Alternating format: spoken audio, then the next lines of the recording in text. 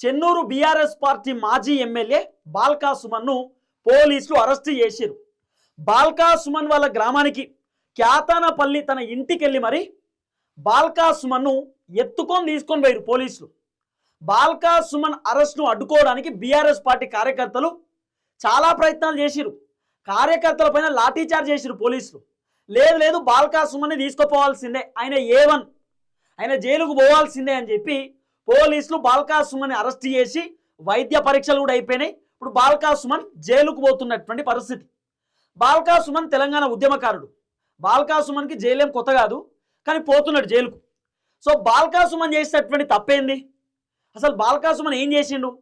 ఏదైతే క్యాతానపల్లికి సంబంధించినటువంటి మున్సిపాలిటీ ఉందో దాదాపు 2-3 రోజుల నుండి విపరీతంగా పంచాయతీ నడుస్తున్నాయి. ఆ మున్సిపాలిటీకి సంబంధించినటువంటి ఏదైతే దక్కించుకోవడానికి ఇటు బీఆర్ఎస్ రకరకాల ప్రయత్నాలు, కాంగ్రెస్ రకరకాల ప్రయత్నాలు నడుస్తున్నాయి.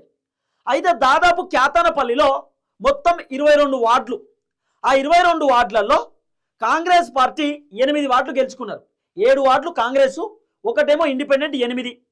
ఇక వివేక్ వెంకటస్వామికి సంబంధించినటువంటి ఆయన మంత్రి ఎమ్మెల్యే కదా చెన్నూరు కాన్స్టిట్యున్సీకి, వివేక్ వెంకటస్వామికి ఎక్స్-అఫీషియా ఓటు ఉన్నా కూడా, కాంగ్రెస్కి వివేక్ వెంకటస్వామి ఎక్స్-అఫీషియా ఓటేసినా కూడా కాంగ్రెస్కు మొత్తం 9 వార్డులు ఉంటాయి. ఆయన ఓటేసినా కూడా బీఆర్ఎస్కు 10 వార్డులు గెలిచినాయి.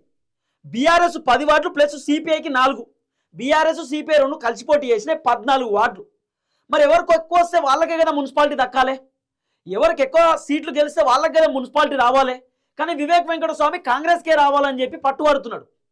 బాల్కా సుమన్ ఏమో గట్లెట్లుంటుంది, ప్రజాస్వామ్యబద్ధంగా ఉండాలి కదా, మాకు ఎక్కువ వచ్చినాయి కదా, మేమే ఉంటాం, మున్సిపాలిటీ మాకే దక్కించుకోవాలి, మేమే మున్సిపల్ చైర్పర్సన్, అక్కడ మున్సిపల్ మాకే రావాలని చెప్పి ఎవరు బాల్కా సుమన్. లేదు గట్ల కుదరదని చెప్పి వివేక్ వెంకటస్వామి. వీళ్ళిద్దరు పంచాయతీ ఇప్పుడు పెద్ద ఎత్తున నడుస్తున్నది. మరి ఈ పంచాయతీ మధ్యలో అరెస్ట్ ఎందుకు వచ్చింది అంటే, బాల్కా సుమన్ వివేక్ వెంకటస్వామి కారు పైన దాడి చేపించిండు అనేది ఒక కేసు. రెండోది పోలీస్ అధికారుల పైన బాల్కా సుమన్ మరలబడ్డాడు అనేది రెండో కేసు. తర్వాత ఎలక్షన్ అధికారులను బాల్కా సుమన్ అడ్డుకున్నాడు అనేది మూడో అంశం. తర్వాత బాల్కా సుమన్ ఇష్టానుసారంగా ప్రవర్తించిందని, మొత్తం ఎన్నికలను అడ్డుకున్నాడని, మొత్తం ఆగమాగం చేసిండు బాల్కా సుమన్.